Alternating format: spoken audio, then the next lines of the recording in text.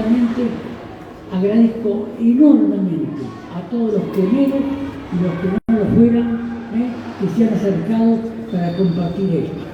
Porque siempre digo que el fútbol es apasionante y es lo que más nos atrapa. Pero el fútbol es mucho más que rodarle la pelota. El fútbol es cultura, el fútbol es identidad, el fútbol es pertenencia. El fútbol nos coloca en el mundo como verdadera potencia. En fútbol somos potencia, eso estemos seguros. En cultura somos potencia.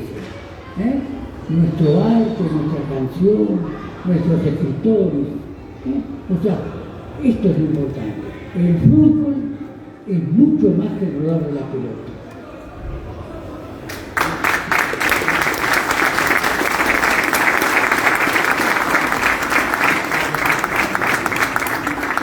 Buenas noches.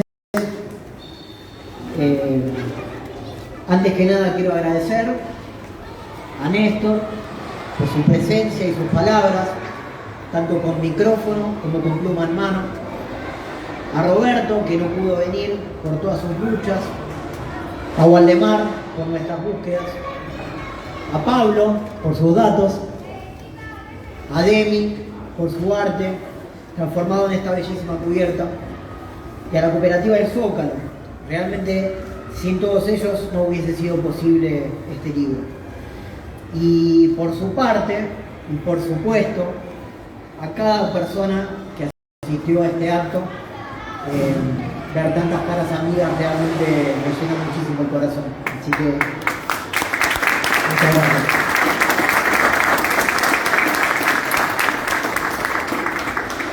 Para empezar, es para mí un placer estar aquí y hoy, en este espacio y este día tan importante para el sentido de pertenencia del ser quemero. Hoy en un nuevo aniversario de la sede, que como decía Néstor, que también explicaba, pasa lo mismo con Huracán y con la Ciudad de Buenos Aires. Tiene 2 fechas fundacionales y tomamos como bandera la segunda. Tenemos el orgulloso honor y, por qué no, el compromiso de celebrar y celebrarnos.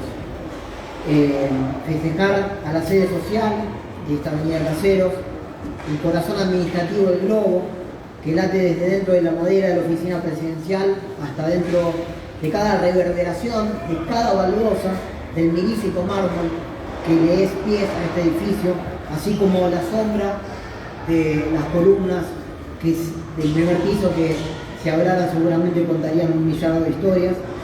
Es festejar a una de nuestras casas madres, una de las casas de nuestras pasiones y vida como quemeristas, y resulta un canto a nuestro ADN.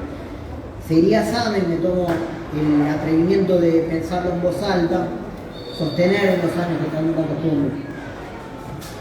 En cuanto a la cita literaria, confieso que toda la vida me consideré mucho mejor escritor que orador, y máxime que particularmente en estos tiempos me llevo muchísimo mejor con las palabras que salen de mis puños que con las que salen de mi boca. Pero bueno, voy a tratar de dejar algo lindo para todos ustedes que se acercaron con tanto cariño. Como bien explica Roberto en este libro, no se pueden valorar los logros del pasado sin un fuerte análisis de época y contexto histórico. Resultaría un vulgar absurdo intelectual intentar valorizar un título de hace 100 años con la mirada de hoy. O peor aún, tratar de cotejar una copa actual con una copa extinta. Con mucho tino, un excelente historiador argumentó que cada campeón es hijo de su tiempo. Y en ese tren, el contexto histórico de las mejores hazañas de Huracán, como esta homenajeada, encontró la arena más dura, pero que a su vez era la que mejor coronaba, el Río de la Plata entre 1920 y 1930. Hubo un tiempo en el que el fútbol rioplatense fue el mejor del mundo. Así lo testimonió cada choque internacional. De 9 Copas Américas, 4 fueron para Argentina, 4 para Uruguay y una única restante se vistió de brasileño. Estuvieron las giras de Boca y Nacional en representación patria de cada orilla, respectivamente. De hecho, Boca en 1925 se reforzó con Nestrodil y con Sari. Y esas giras con goleadas abultadas frente a todos los grandes de Europa dieron cátedra del fútbol criollo. Durante los torneos olímpicos de fútbol de 1924 y 1928, que fueron reconocidos oficialmente por la FIFA como campeonatos mundiales de fútbol, así organizados, así creados, así considerados, todo en el Congreso en 1924, fueron jugadas por selecciones absolutas y Uruguay lució en su cuello todas las medallas doradas, mientras que Argentina las plateadas en su única participación de Ámsterdam 1928. Siempre, pero siempre, con quemeros en los planteles, incluso con capitanías y goles en las finales. Por supuesto, la consecuencia magna fue el primer mundial, uno que, créase o no, demasiado tuvo que ver con la Segunda Guerra Mundial, justamente. En definitiva, en ese tiempo de tanto oro albiceleste y oriental y de tanta invención de la canista, ya que 4 jugadores quemeros inventaron 4 jugadas de fútbol, en la bajada del telón de ese primer certamen ecuménico, Uruguay culminó campeón, Argentina subcampeón, Stabile, botín de oro por sus goles y balón de plata por su fútbol total, que fue de plata solo porque la FIFA premió con el de oro a José Nasasi, el capitán del campeón. A la Argentina de Stabile, los fácticos, con todo lo que conllevó ese que se trató, al menos sin dudas para mí, del capítulo más bélico, extremo, heroico y mafioso de la historia del deporte, la pegó de lo real, que fue la Copa Mundial del Fútbol de la FIFA 1930. Y a Stabile, nuestro Stabile, lo fáctico, como lo dicho, lo privó de también lo real, que fue, además de empuñar su centro como goleador histórico, terminar como rey total coronado. Las albas de ese periodo, el de la mayor hegemonía de la historia de los deportes, significó para la selección, para Huracán, y tanto para el fútbol argentino como el uruguayo, una suerte de comienzos, de gloria, de abrazos y pinturas, y sobre todo de certeza. En 1921, el Globo venía de conseguir el campeonato de estímulo en 1920, su primera estrella, que había sido disputado en cancha el año anterior, y coronó la frase "grande se nace", que hasta el hoy nos es bandera, por su primera liga regular, el campeonato de primera edición 1921.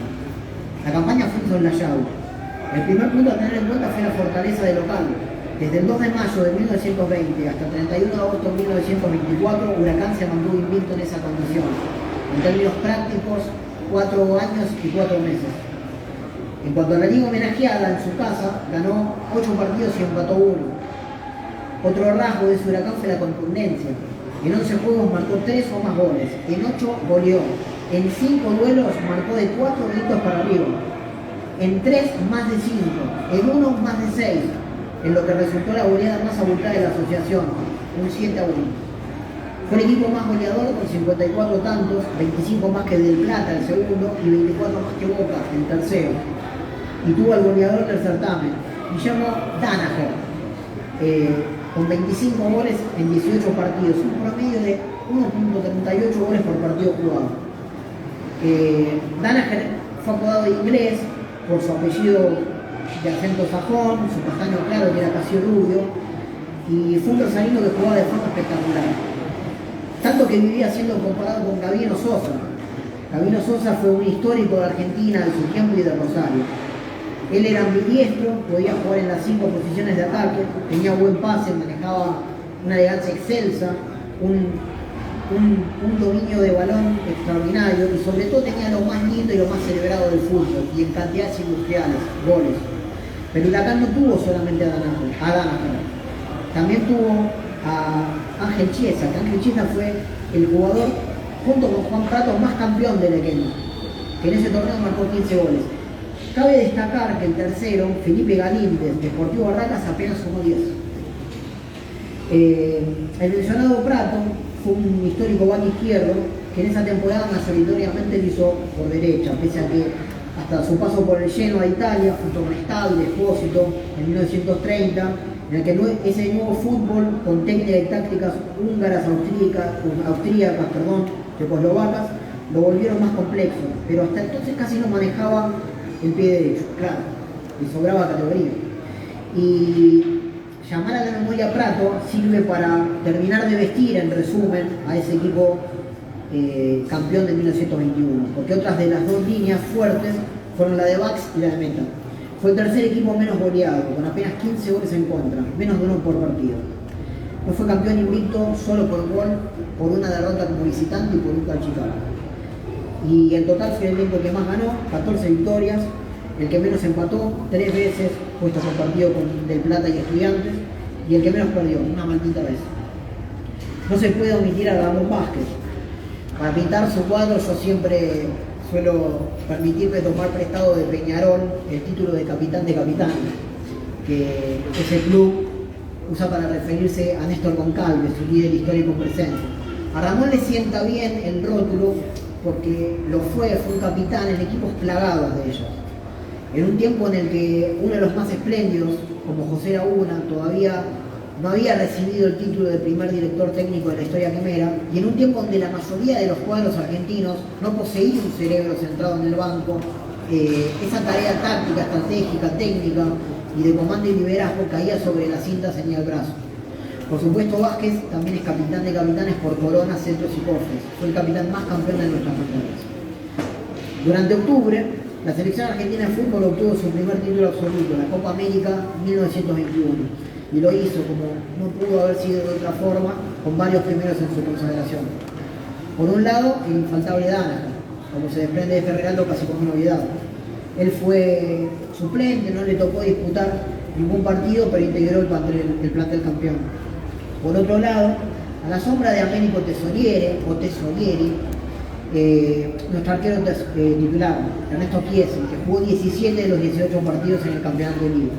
Y por último, un buen izquierdo, demasiado genio de la gambeta, Jaime Chavín, que era conocido como el Rusito y jugaba casi como en un cuento con un largo pañuelo blanco por encima de su pantalón. Huracán en ese tiempo ostentaba una excelencia absoluta en cada una de sus facetas multípoles.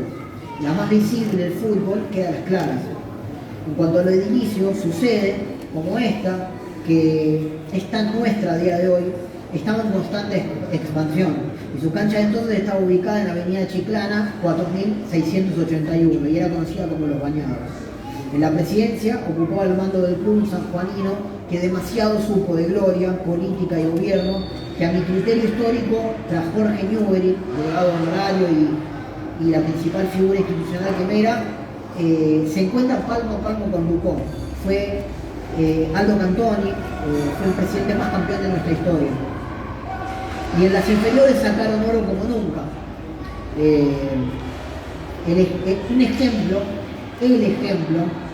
resulta un joven que en 1920 había ingresado en la cuarta proveniente del Sportivo Metán. El increíble, inefable, inenarrable e inmarcesible Guillermo el Filtrador Estable, que luego fue llamado a ser la superexplosión total de la historia toda del fútbol todo, salido de las inferiores de Huracán. 100 años, cientos de huracanes, miles de jugadores quemeros y millardos de historias huracanistas pasaron hoy desde ese logrado y laureado campeonato de primera edición 1921, primera liga regular de la casa. Otra centena de añadas se avecina de la siguiente y el resto de la década de oro. Y es en este centenario y en estos centenarios y en este libro y en estos libros en que se comprende la historia puesta al servicio de la grandeza de Huracán, no únicamente en pos de sana, necesaria, esclarecedora y honorífica cultura del homenaje, sino como evoca de otras plumas que fueron con frecuencia, el prologuista de esta obra, Néstor, que lo tengo acá a mi lado, se trata de un espejo retrovisor que nos permite ver hacia atrás, casi siempre indispensable para seguir avanzando. Sale entonces del tintero que ahora, además de las letras de un sueño cumplido de ayer, el deseo de seguir avanzando hacia todos y cada uno de los sueños del futuro.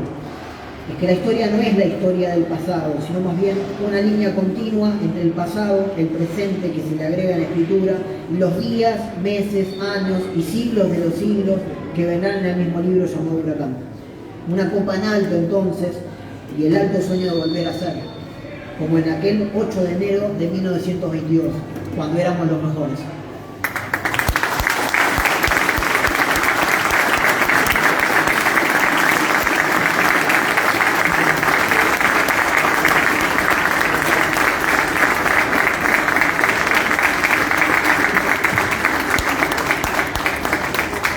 Bueno, damos por concluido el acto y bueno, muchas gracias.